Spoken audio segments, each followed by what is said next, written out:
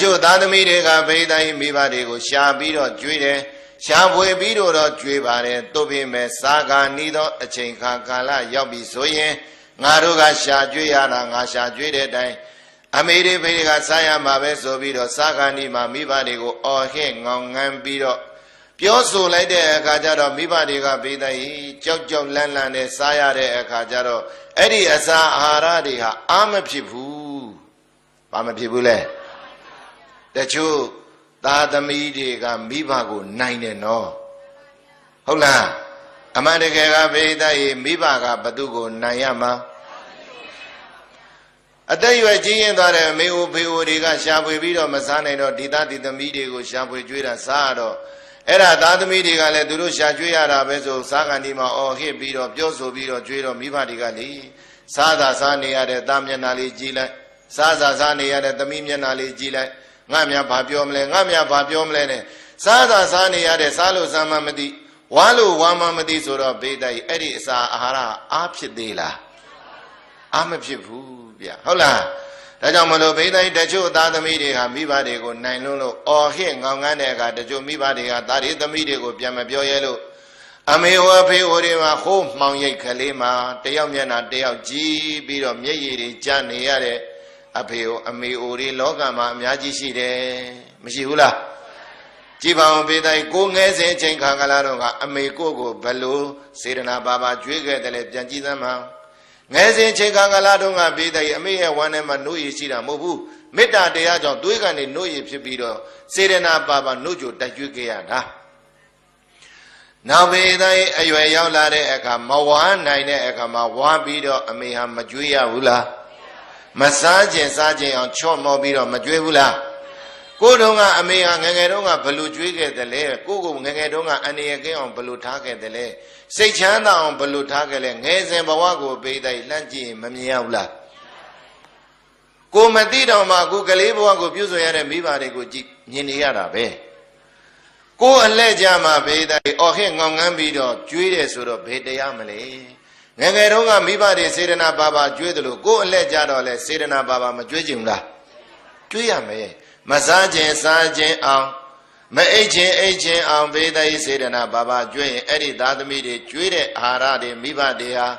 စိတ်ချမ်းချမ်းသာသာစားရမယ်ဆိုရင်စားသမျှအာဟာရတွေဖြစ်လိမ့်မယ်စားသမျှနည်းနည်းစားတော့လဲဘာဖြစ်နိုင်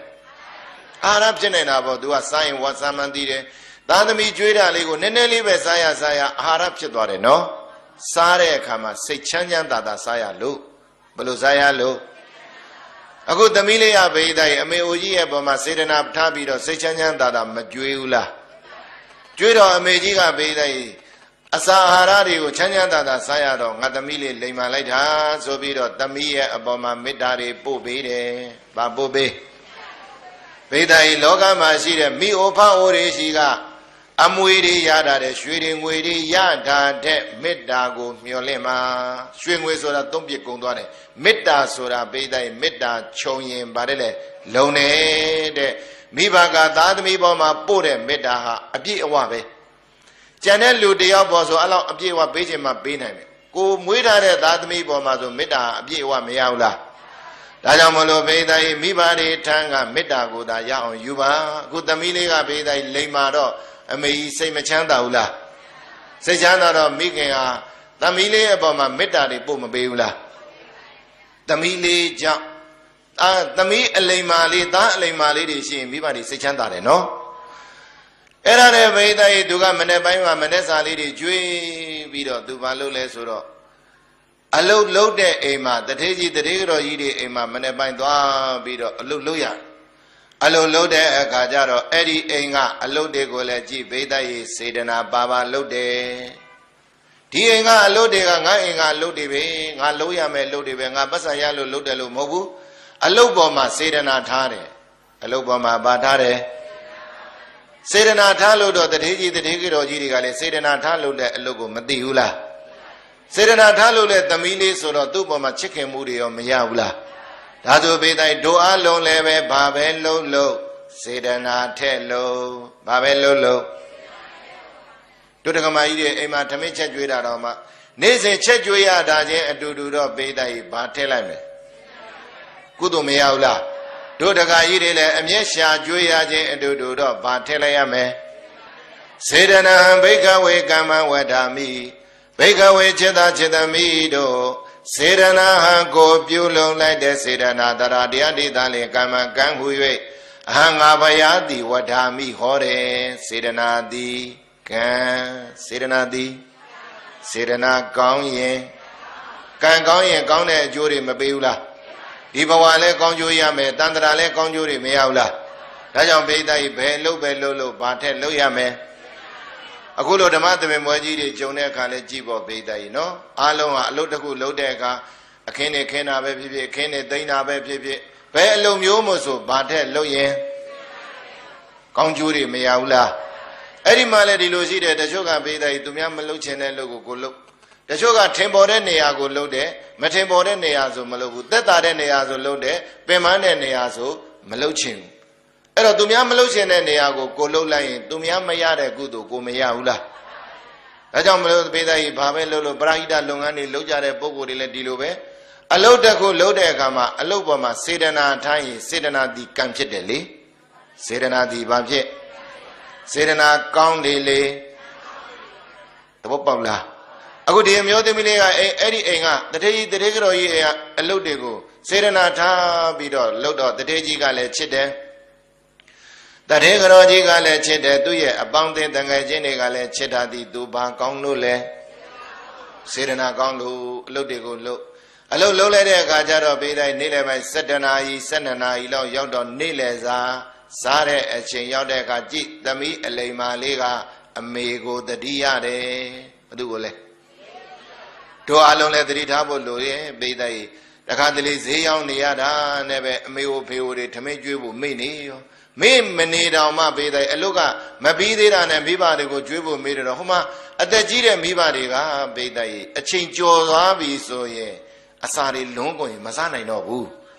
အကယ်၍စားတော့မှသူတို့မှအစာမကြေဖြစ်တတ်တယ်ဘာဖြစ်တတ်တယ်တပုတ်ပေါင်းလားအဲ့ဒါကိုဘသူတွေကသိရမယ်သားလိမ်မာသမီးလိမ်မာလေးတွေကသိရမယ်ဒီချိန်ဟာထမင်းစားချိန်ရောက်ပြီဒီချိန်ဆိုထမင်းကျွေးမှာပဲဒီချိန်ဆိုရေချိုးပေးမှာပဲဆိုတာပေးတတ်ရင်သားသမီးတွေကသူ့အချိန်လေးနဲ့သူလှုပ်ပေးတဲ့နဲ့နော်အခုဒီသမီးလိမ်မာလေးကကြည်ပေးတတ်ရင်7 နာရီ12 နာရီလောက်ရောက်တော့ထမင်းစားချိန်ရောက်တော့အမေကြီးကငါထမင်းကျွေးရအောင်မေတထေးကြီးနဲ့တထေးကြော်ကြီးကိုပန်ကြားပြီးတော့အိမ်ပြန်သွားအိမ်ရောက်တဲ့အခါကျတော့ပေးတတ်ရင်အမေကြီးရေချိုးဖို့ဆိုပြီးတော့ရေတွေခတ်တယ်ရေတွေခတ်ပြီးတော့အမေကြီးကိုရေချိုးပေးတယ်ရေချိုးပေးပြီးတော့တဏ္ဍာရီသွေးလိမ်ပေးအင်ကြီးအဝယ်စားတွေလဲပြီးတော့ပေးတော့ပေးတဲ့ရေအမေကြီးအတွက်စိတ်မချမ်းသာဘူးလားသမီးလေးကလိမ်မာလို့ဘသူကလိမ်မာလို့သမီးလိမ်မာရင်သားသမီးလိမ်မာရင်မိဘကုသိုလ်ရတယ်မလားတန်ယောဇနာနေတယကုတလံဘဝတိတဲ့တန်ယောဇနာတန်ယောဇဉ်ကိုနေတယအမိပြု၍ကုတလံကုသိုလ်တရားတို့သည်ဘဝတိဖြစ်ရမယ်သာသမီတန်ယောဇဉ်ကိုအမိပြုပြီးတော့မိဘတွေကုသိုလ်ရပါစေတဲ့သာသမီတန်ယောဇဉ်ကိုအမိပြုပြီးတော့အကုသိုလ်တွေမဖြစ်စေနဲ့တဲ့နော်သားတွေသမီးတွေလိမ်မာရင်မိဘတွေကုသိုလ်မဖြစ်ဘူးလားတန်ယောဇနာနေတယအာကုတလံဘဝတိတန်ယောဇနာတန်ယောဇဉ်ကိုနေတယအမိပြု၍အကုသလံအကုသိုလ်တရားတို့သည်ဘဝတိဖြစ်တယ်။ဒါကမလိမ္မာ။သမီးကမလိမ္မာဘူးဆိုလို့ရှိရင်ဘိဒယေမိဘနှစ်ပါးမှာစိတ်တွေမစင်ရင်ဘူးလား။သောကတွေဖြစ်ပြီးတော့အကုသိုလ်တွေမများဘူးလား။လိမ္မာလို့လားမလိမ္မာလို့လား။ဒါကြောင့်မလို့ဘိဒယေသားတွေသမီးတွေကမိဘတွေကိုကျွေးမွေးမဆောင်ရှောက်မှုမလုံနိုင်တော့မှမိဘတွေကိုအကုသိုလ်မပေးနဲ့တဲ့မိဘစကားနားထောင်ရင်မကြွေးမွေးနိုင်မပေးကမ်းနိုင်တာတောင်မှဘေးတတ်ရဲ့ကျေးသူစက်နေတာနဲ့အတူတူပဲမိဘစကားနားထောင်ရင်ဗာစက်နေတာနဲ့ဒါဆိုအလုံးကမိဘစကားနားထောင်ဖို့မလိုဘူးလားအဲ့တော့ဘေးတတ်ကမှသမီးလေးကမိဘကိုအဲ့တော့ကြွေးမွေးဆောင်ရှောက်တော့သားသမီးကြောင့်မိဘကုသိုလ်ဖြစ်တာပေါ့ထိုနည်းတူစွာပဲဘေးတတ်မိဘကြောင့်လဲသားသမီးတွေကုသိုလ်ဖြစ်ပါစေတချို့မိဘတွေကတက်ကြီးလာပြီဆိုအနေတိုင်းမနေတတ်တဲ့အခါကျတော့သားတွေသမီးတွေမှာအကုသိုလ်ဖြစ်နေရတယ်နော်မိဘတွေကလည်းသားသမီးတွေကုသိုလ်ရခြင်းရင်အလိုက်တီးတီးလေးနဲ့ဘဝမှာနေကြရမှာပေါ့အခုကြည်ပေတိုင်းသမီးလေးကရေ